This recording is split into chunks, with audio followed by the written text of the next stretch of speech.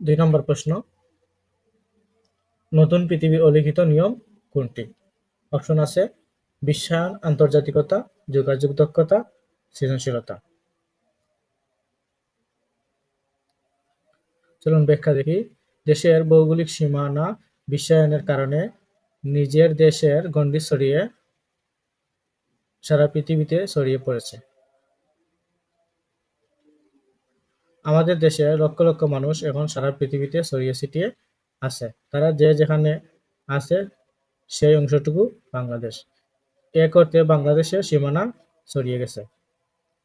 আবার বাংলাদেশের আদিবাসী হয়েও তারা পৃথিবীর অন্য দেশের নাগরিক হয়ে বেঁচে আছে। আন্তর্জাতিকতা এখন নতুন পৃথিবীর অলিখিত নিয়ম।